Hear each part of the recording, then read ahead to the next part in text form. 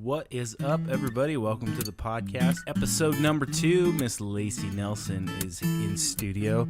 Lacy's a singer-songwriter who is originally from Ten Sleep. She's now living in the Black Hills in Spearfish. Really talented songwriter.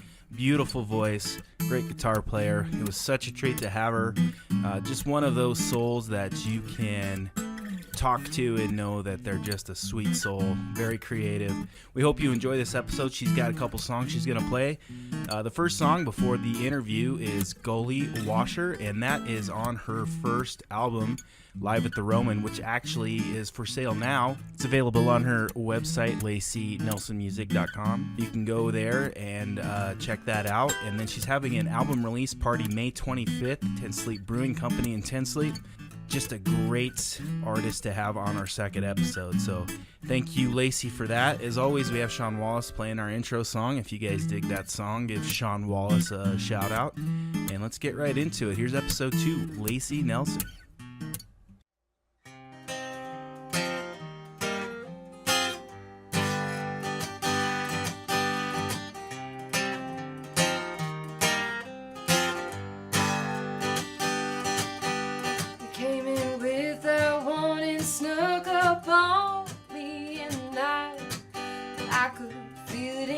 There's a wind, something wasn't right. Never ran so fast for shelter, though there wouldn't be much time before your lightning and your thunder floodgates open wide. Ooh, Gully Washer, here you come again.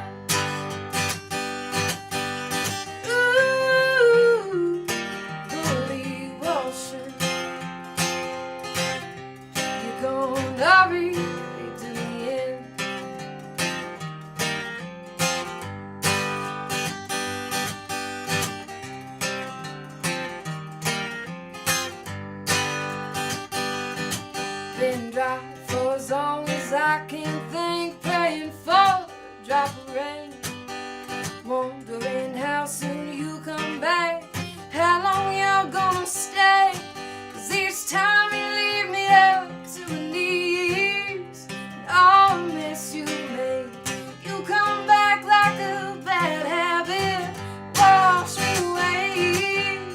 Ooh, Gully Washer, here you come again. Ooh, Gully Washer, you're gonna really do me in.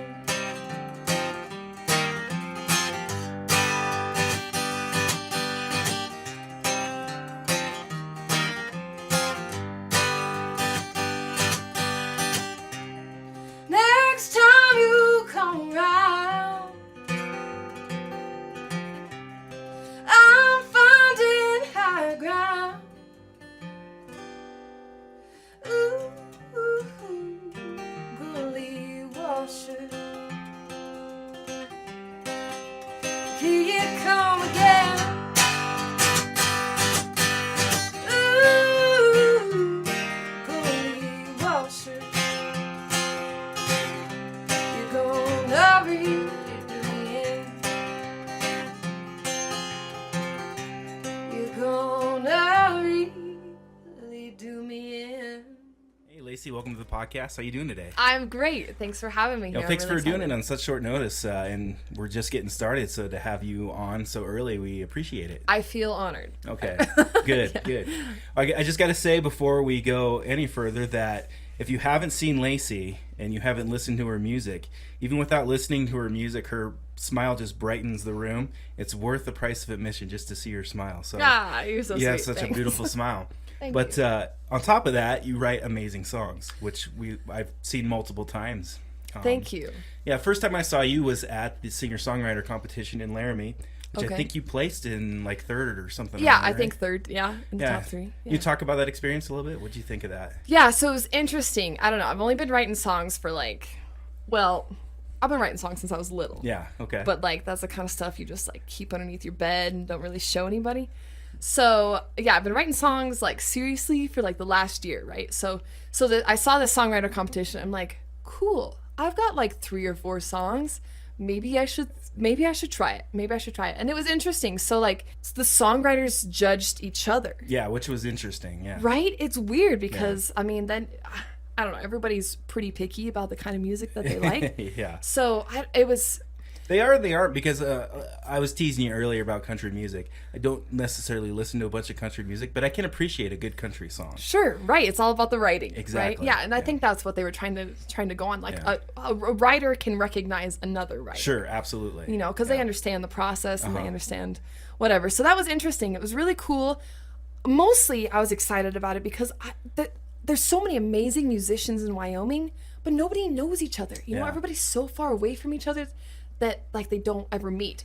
Or like I'm playing a show on the weekend so I can't go watch somebody else's show. You know, so it's like we never get to meet each other. So this was like a really cool opportunity.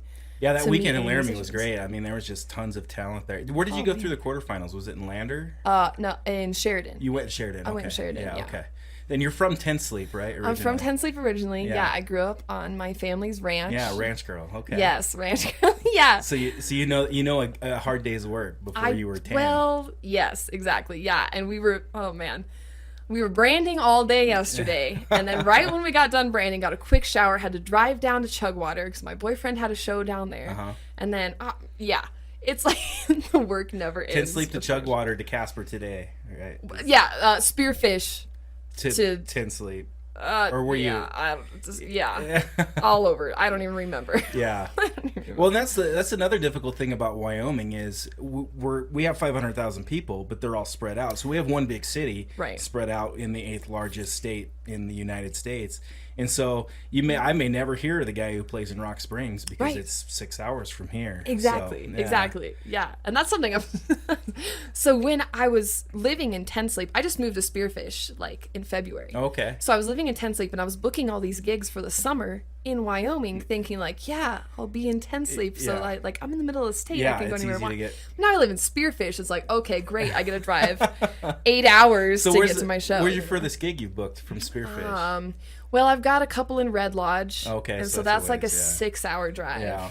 I guess that's in Montana, but I don't know. Yeah. A lot in Wyoming that I'm just like, oh man, why did I do this to myself? It's worth it though. Those Black Hills are gorgeous. I love the Black Hills area. Seriously, yeah. I've always growing up, I always dreamt of living there in Spearfish. Yeah. I've always wanted to live in Spearfish, and then somehow life just directed me to where now there I you live were. in Spearfish. Yeah. See, I went to school in Sioux Falls, which I don't know if you've been East River, South Dakota, but it's a totally different beast. It is. You cross that river and it's like a different world. And there's even like a little bit of animosity between the two, like East River, West River. It's kind of for sure. Yeah. Crazy, my dad grew up in Faith, South Dakota, which is West River, and so he's always talked crap. So he knows it. Yeah, he knows He does. Yeah. And you went to school in Sheridan, right? Went to school in Sheridan for rangeland management and agriculture education. Okay. So I'm not really using either of those.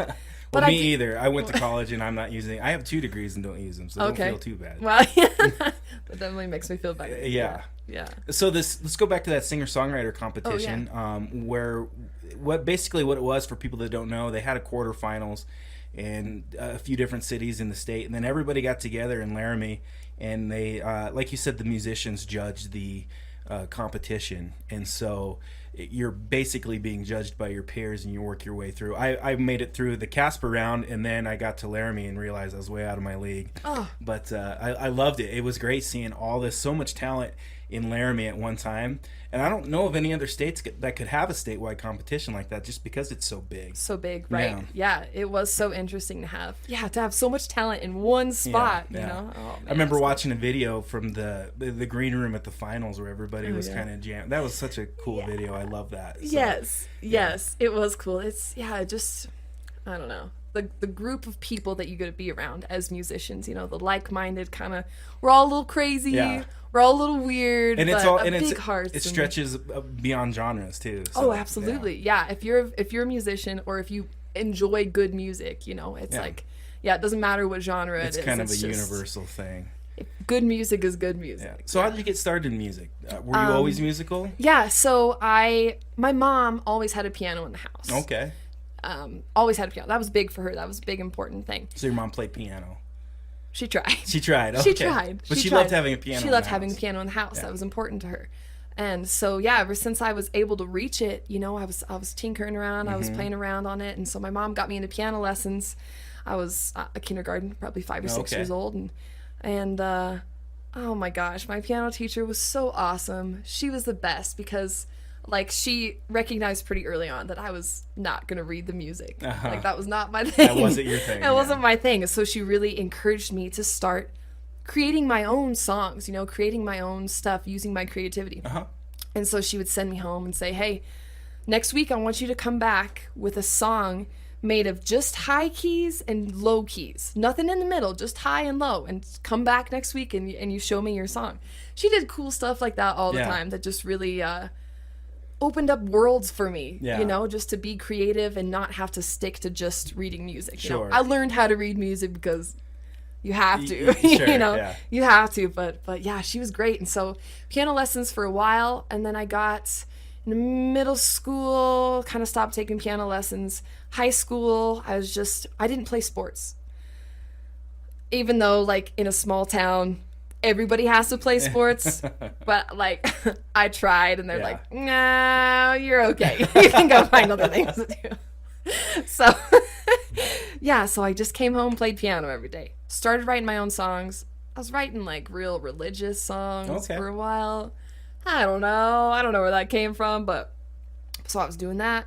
And then I got through high school into college, and I couldn't bring my piano with me. Yeah. You know, so I was like, what am I going to do? I got to have some way to, like, express myself. Sure, you know, like, that's such a cliche term, but like I gotta have the outlet. Yeah. Exactly. Yeah. So my brother was playing guitar. Okay. Older brother? Younger brother. A younger brother. Okay. Younger brother. He's awesome. Yeah. And so I picked it up one day and I was like, you know, this is kind of cool. I might want to learn this. And so I started playing it. And at that time he was kind of into banjo. Okay. And so then he was really rolling in banjo and he was loving it. And so I was like, all right, dude, I'm going to steal your guitar and take it to college with me. And that's going to be my musical form. A little more portable. Yeah. Exactly. Yeah. Yeah. So, so played guitar in college, taught myself, which I don't know if that's a good thing or a bad thing. I kind of wish I would have had somebody to, like, teach me the nice thing about learning piano, it transfers well to learning other instruments. I tried to pick up, I played guitar when I first started, and I tried to pick up the piano here and there. And the more I played piano, the better I understood guitar. And I'm mostly a bass player, but understanding that aspect of it, I feel like it helped me. And so, like, when my kids get old enough, we're definitely doing piano lessons. Oh, man. I think that's so important to get kids started in some sort of musical instrument. Doesn't matter what. Like, she's doing my daughter's doing the violin right now, and I don't think she's super sold on it because she says, Daddy, it's too hard to sing and play the violin. It's like, well, it can be done, honey, but you're right, it is a little more difficult. It is a little tougher. Yeah, but, for sure. So you learned guitar like in your 20s then? Yeah. And so, I've only been playing guitar for like 3 years. Oh wow. So yeah. Here's the thing too. It's not how long you've played, it's how many hours you put in. That's totally the thing. Yeah. Totally the thing. Yeah. Yeah, and so writing songs, as far as that goes, like, I always just wrote poems. Yeah. Growing up, I was really into poetry. It was so satisfying to me to, like, put words together, make words sound pretty together. Sure. You know, it was so interesting to me to get an idea put together, but make it sound pretty at the same time. Right. You know, so I was writing a lot of poetry about, like, snowflakes and horses and, you know, little girl things. Well, the things that were in your life at the time. Exactly. Yeah. So that, I mean, is always carried through my life. It's just like, I don't know. And I have a grandma who, she writes a lot of like daily devotional kind of poetry. And so she has like 8 or 9 books that she's written of just poetry. And she'll wake up in the middle of the night, 2:00 in the morning, and have this poem in her head that she has to write down. And, I think I got some of that from her, because it's not necessarily like 2:00 in the morning that I wake up, but I'll be just like driving down the road or and I'm sure you know that too. You know, songs just like come to you. They just you float can't from the find ether. them. Yeah. They just have to like find Yep. you and Yep. find their way to you. And I found that it's interesting. I found some sort of quote, or it was a part of a book or something that said, if something along the lines of like, if an idea comes into your head for a song or a poem or artwork or something, if you don't give it that attention and use it and create something with it, it'll go away and go to somebody else. Absolutely. And I believe that. Like you'll hear a song later and you're like, oh my gosh, I wanted to write that Yeah, song. yeah. Like I should have written that song, but somebody else did. Yeah. you And know? it's so easy anymore to get ideas down. I'll be driving and I'll have my phone with me and a melody will pop in my head or a lyric or something. And I'll Okay. just pull out my phone and hit the record button and Yeah. record it. And Right, and it's so easy. you now couldn't to do that 20 years ago. I'm a little older than you. So, but yeah, it's like, it's a lot easier to write music or grasp those ideas, I guess, now. Yeah, So sure. there's no excuses, I guess, is what I'm saying. Exactly. Everybody has a yeah. smartphone. Oh man, and how many times have I thought of like, oh my gosh, that would be a great song idea, and then like I don't write it down, Yeah. and then it's gone, and I totally Yeah. forget. Do you remember the first song you wrote? The first song I wrote, We're like when talking I started poetry doing it to like melody. Yeah. seriously. Oh, okay. Yeah, it was a super. See, this is a weird thing. It was a super depressing song. It was talking about like deep heartbreak and like missing somebody so bad, and I never experienced that. I'd never experienced like truly being in love and getting my heart broken. This was like, I don't know, probably my freshman year of high school. And so I didn't understand any of that. But this song, it was just like, I don't know. I did not understand it. I didn't understand the feelings, but like I played it on piano. I didn't do it with guitar. I did it piano and I don't know. It was so depressing. And I played it at school. That's the first song that I played in front of people. Like a talent competition or something? Well, it was just in music class. Oh, okay. Yeah, I was just like, hey guys, I wrote this song. I did a thing. Yeah. Let me play it for you. Yeah, and What was the response you got? people loved it. Oh, yeah. People loved it, and I was like so blown away that like another human being would see The value what in I'm something doing. you created. Right, yeah, because I was just like, this is just a thing that I did. Like, I don't know Sure. what it means. I don't know what it is, Yeah. but like, here you go. See what happens. And yeah, they made me play it like 3 or 4 times. Oh, really? Do you still Yeah. play that song? No, I No. forgot it. I have no Oh, idea what it is. no. Isn't Yeah. that sad? I know. Like, I know I have the words somewhere, but I don't remember how it goes. I've heard a quote. Somebody said that every songwriter's written a top 10 hit once in their life, but about 90% of them forget it.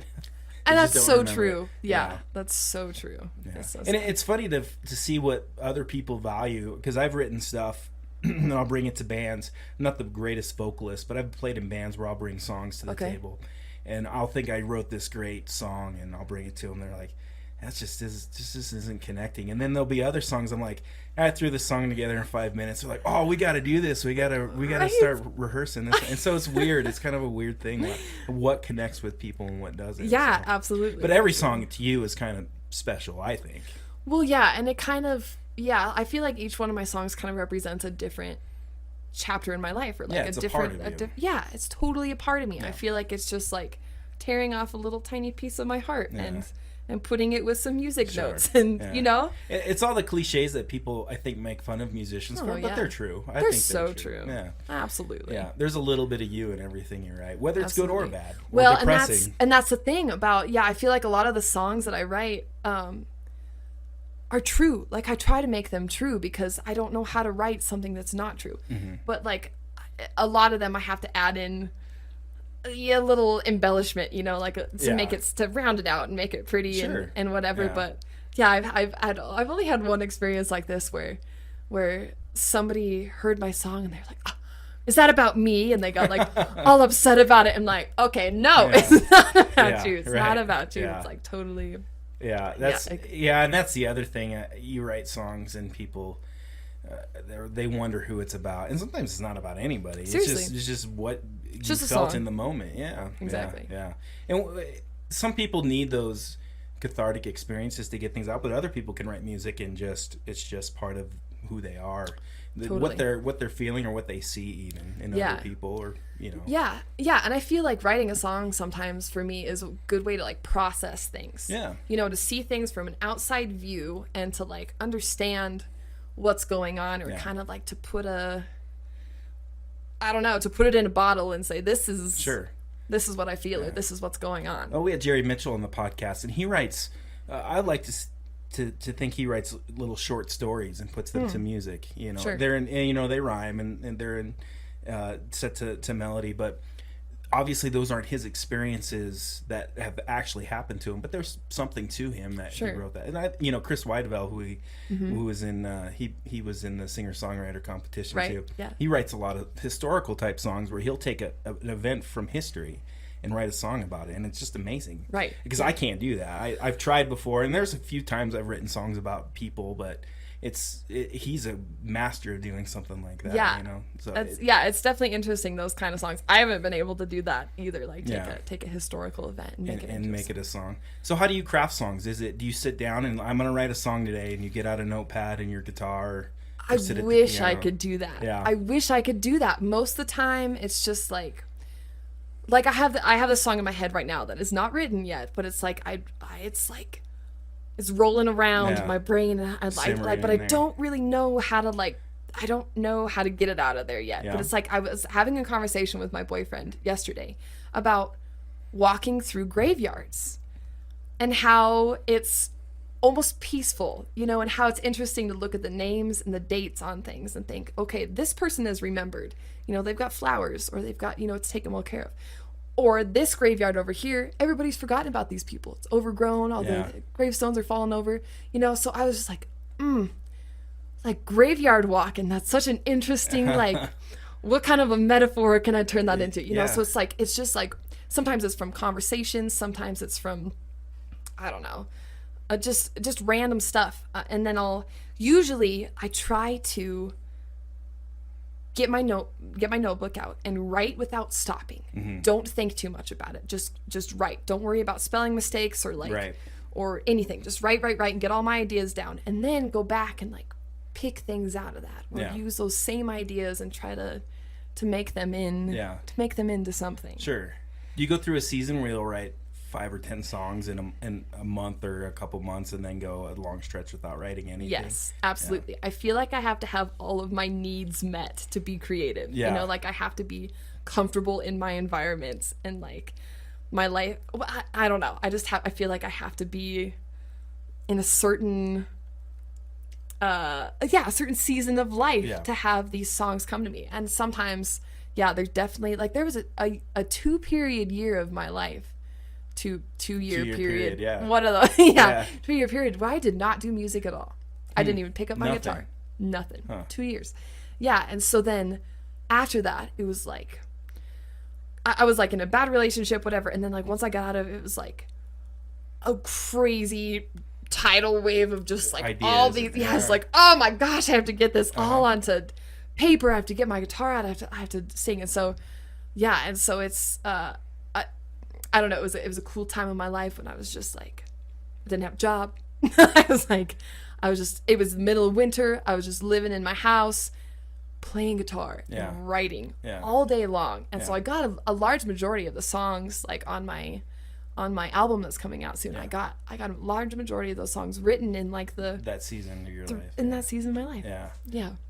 And it's crazy because I'll do the same thing where I'll go months without writing a song, and then all of a sudden I'll write 3 or 4. Yeah. So and people are different. I have a buddy, Sean Wallace, who he probably writes a song a day or something. He's one of those ADHD with creativity, I call it. That's so awesome. Yeah. That's so awesome to be in touch with that creativity. Yeah. I feel like a lot of us, when we're little kids, we're so full of creativity. Yeah. We just want to create and do our own things all the time. And then as we grow up, it's we have to stifle that creativity. Isn't that horrible? To fit into a mold. Exactly. And I think that's the biggest downfall.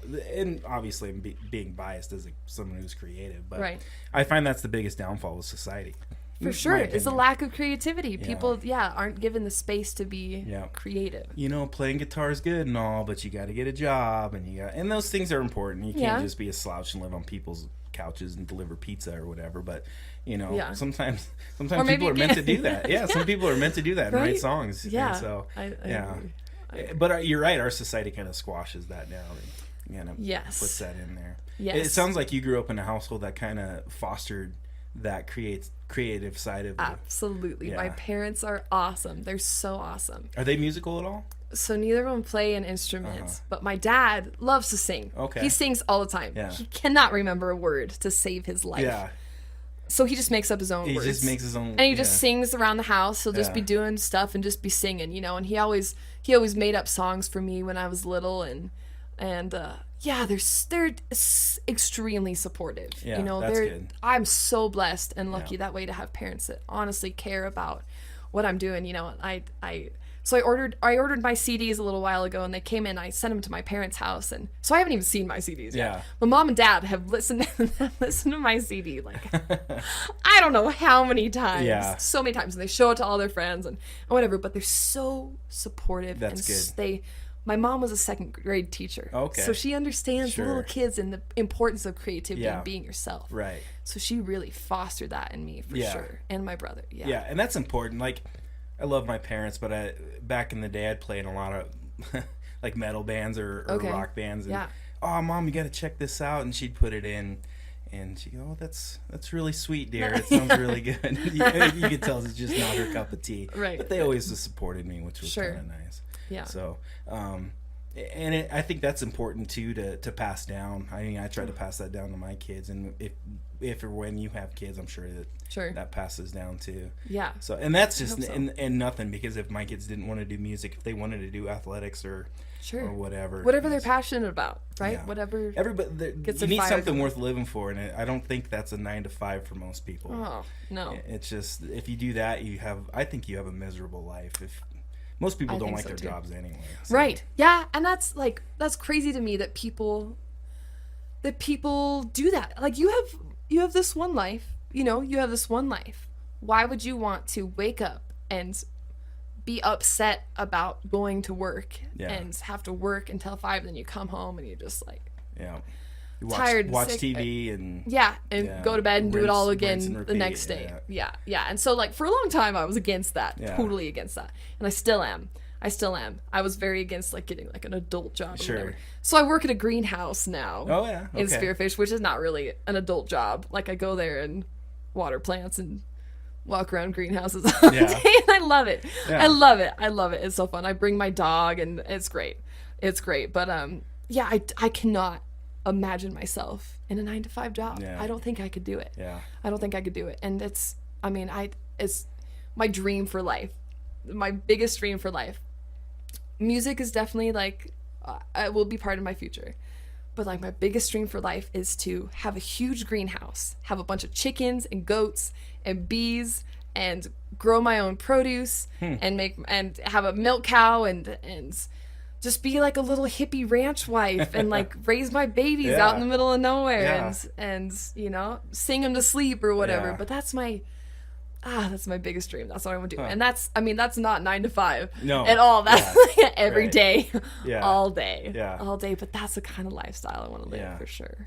So where do you draw your inspiration from other artists? What music do you listen to?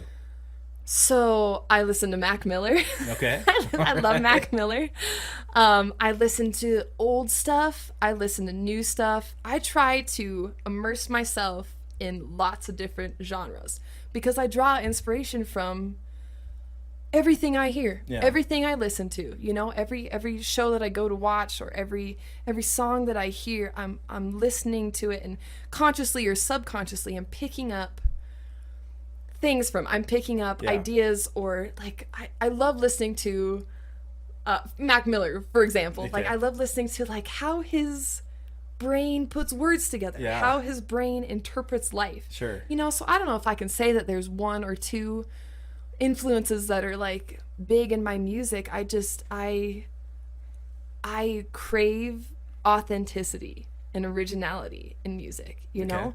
Like, a lot of country music these days, I don't even like calling myself country music, because it's like, I've heard this song a million times, you know, and in different songs, but they're all the same. They're all the same. There's, like, there's nothing real in it, you know? And so I really, and my inspiration comes from those real songs, those songs that are like, this dude felt this. This dude has been there. He knows Well, there's that feels singer-songwriter. I think, yeah, and I think you're right, because the same could be said for most any genre. But, Right. I think you hit on it, right? I think there's singer-songwriters in every genre, you know. And there's country music artists out there who write good songs, and there's country music artists out there who have 15 people write songs for them, and they're kind of Right. cookie cutter and things Sure. like that. Yeah. I think you're kind of the latter. I think you are a very good wordsman.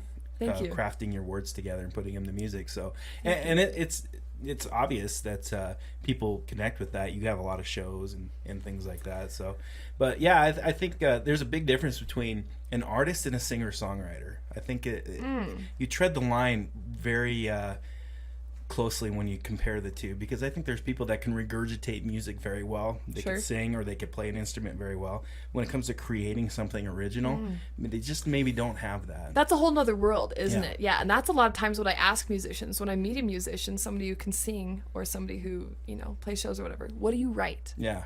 Show Yeah. me something that you've Sure. written. Yeah. I want to know what comes from you Yeah. and not from somebody else. Sure.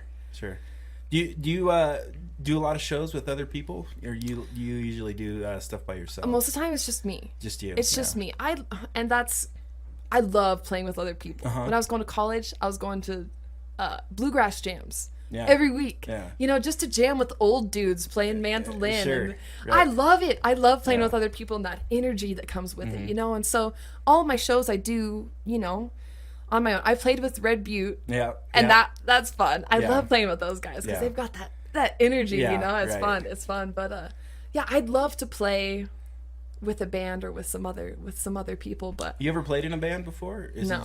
Oh, really? I have not ever played you've in a been the one, band. the I've been lone solo. wolf for a long time, huh? lone wolf. Yeah. Yeah. And that works well for me. Yeah. I like that. Yeah. I like being lone wolf. Well, but I it's think that's also- harder.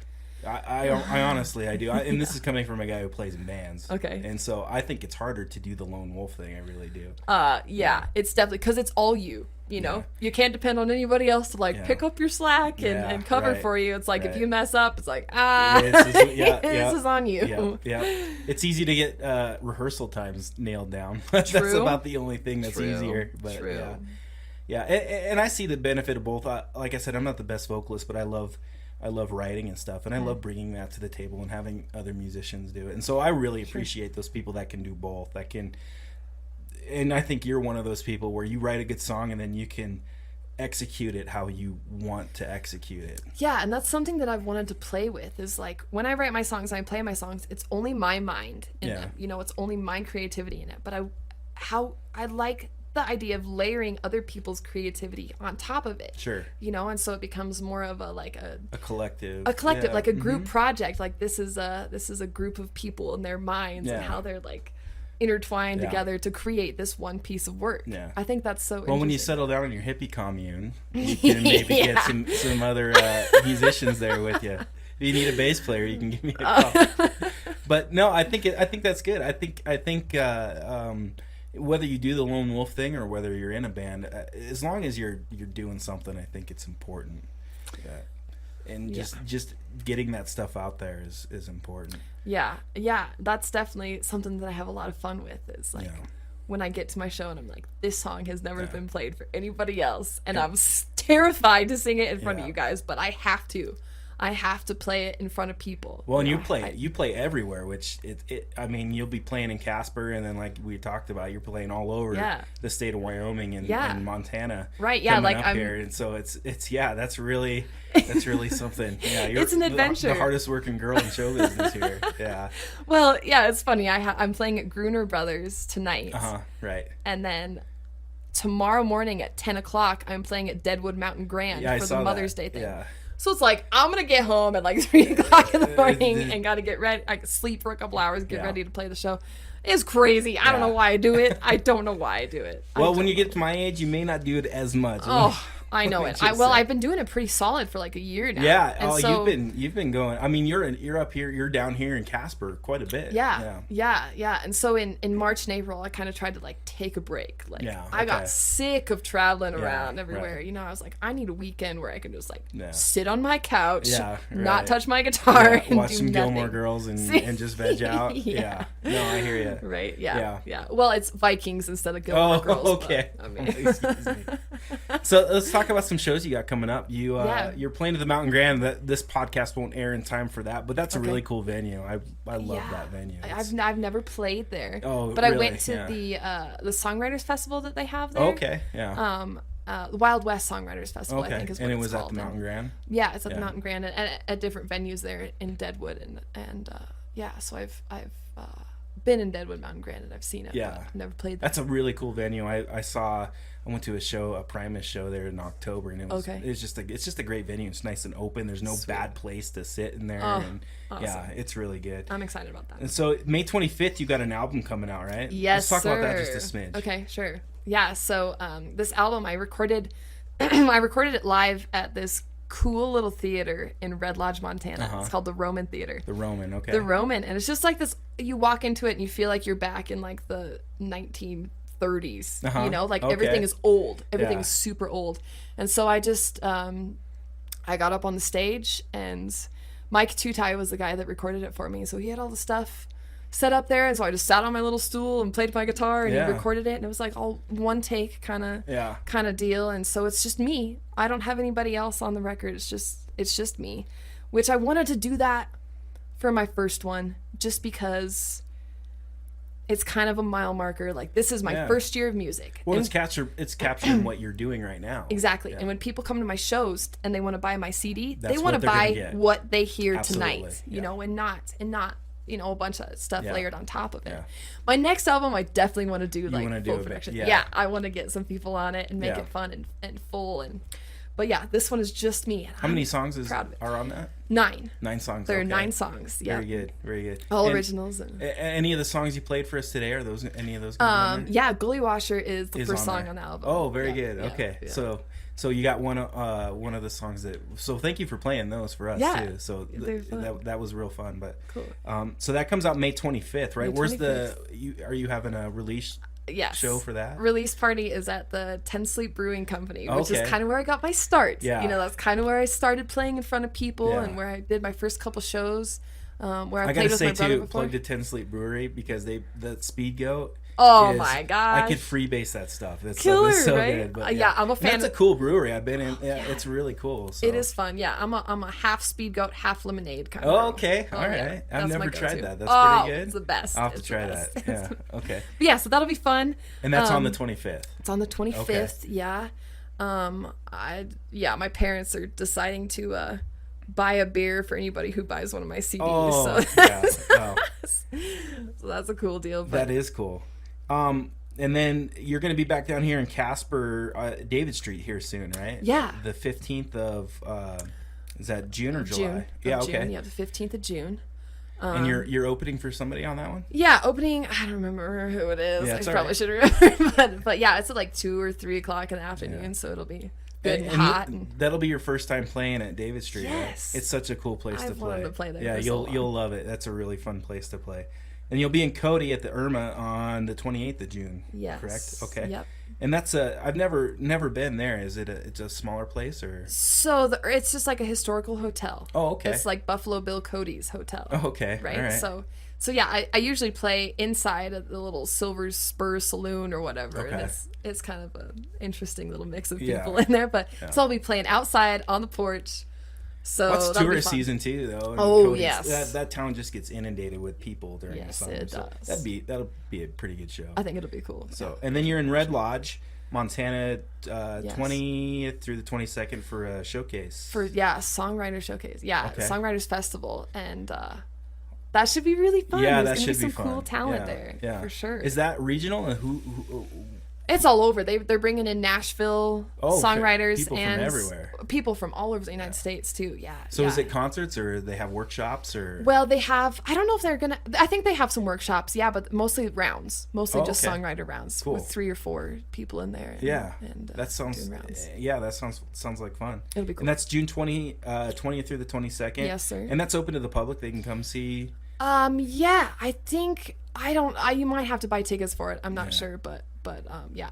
Definitely open. And then you're in another showcase, original music showcase in Gardner, Montana. Right? Yeah, and that one was put together by Daniel Cosell, and he's been hugely instrumental in my music and in my career and everything. Yeah. And so I'm so excited to play that one. It's going to be so fun. It's going to be, a lot of people there. And Are you going to do the Wyoming singer-songwriter thing? I don't know. Are they going to So, do that again? I wonder. they are. I talked to John about did? it, and Okay. and he's like, "Well, you live in South Dakota now. I don't know if you can do it." And I was like, "Oh, John, come on now." He said, should- "But you can be a judge." Absolutely. So, I think you would be a great judge. so maybe I could be a judge. Yeah, we're going to have John on the podcast, too, here coming up. good. So he can promote that. Good. Because that guy put in a lot of work. And to A be honest with tremendous you, the amount of work. networking just between the musicians has been great. Oh, man. Yeah. Yeah, and like you said, we don't half the people that were there I didn't even know existed in Wyoming. So Right.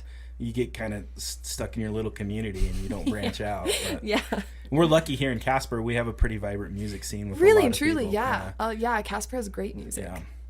And then No Woodstock, which is Jelon Crossland's thing. That's in 10 Sleep in August, right? Yes. 9th, 10th. And now, I've been to that a couple times. That's such a fun. It's such a weird mix. It's like 10 Sleep is like a cowboy town. Yeah. But No Woodstock is like all the hippies crawl out of their Yeah. weird little holes and Yeah. and come and dance. Oh, it's a blast. I love it. Yeah. So I'm opening No Woodstock, and then I'll be Oh, playing very all good. 3 days. So Yeah, Jelon puts a lot of work into that. So so that's August 9th, 10th, and 11th. Yep. So where do people go if they want to see where you're playing around the region? Yeah, so I try to keep most of my stuff on my Lacy Nelson Music Facebook page. Okay. But all of my stuff for sure is on my website. On your website. Which is lacynelsonmusic.com. Okay. Yeah, And, and that's got I- all my stuff. I noticed you have a Reverb Nation Yes. links too. So Yes, you can and hear some stuff SoundCloud. there. I think I Oh, have and all you're my on stuff on SoundCloud SoundCloud too. Okay. Yeah. And there's probably links to all that on your website. Yes, and when my album comes out on the 25th, it'll be on Spotify and iTunes Oh, and, perfect. and whatever else. So where do people go when they want to book Lacy Nelson?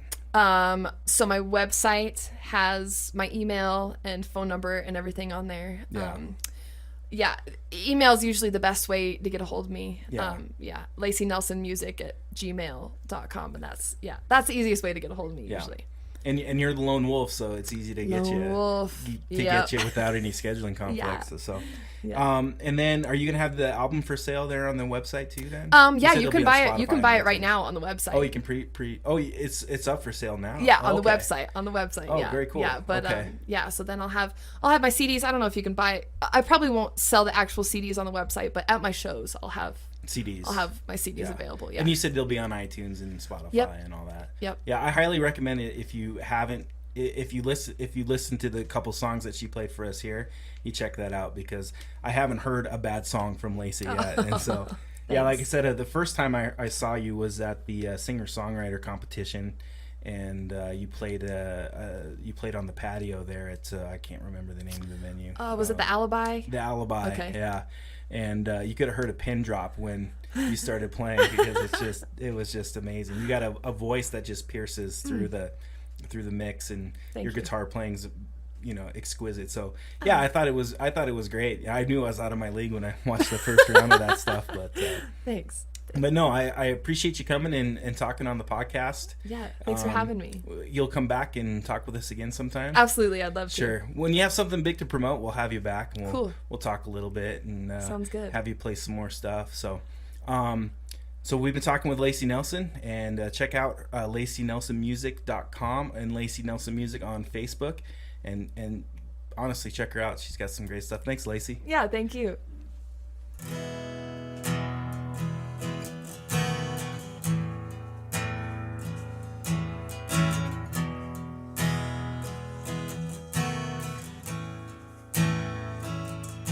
Her face doesn't hang the pictures on your wall. Cut her from the frame days after it all came crashing down. Her name's changed in your phone so you won't pick up. All her things are gone. She left fingerprints all around. Know you wish she would just disappear. But there's times I feel like she's still here. And you don't have to hide the truth. I wanna know your story. All the faded glow.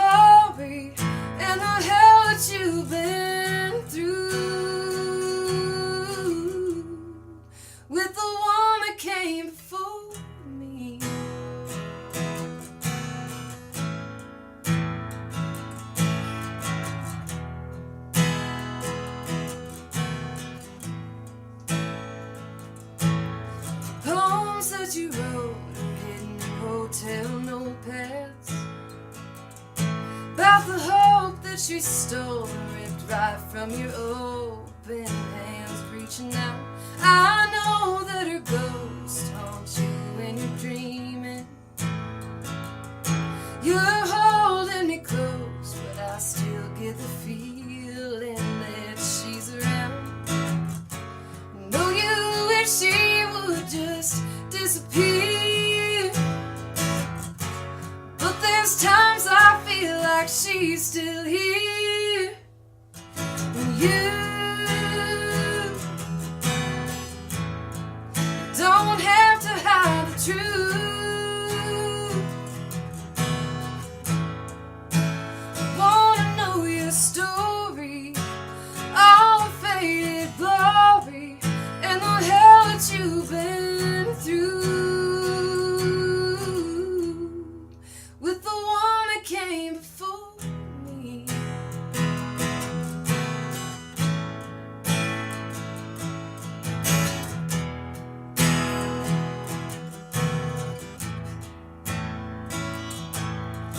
You don't have to hide the truth.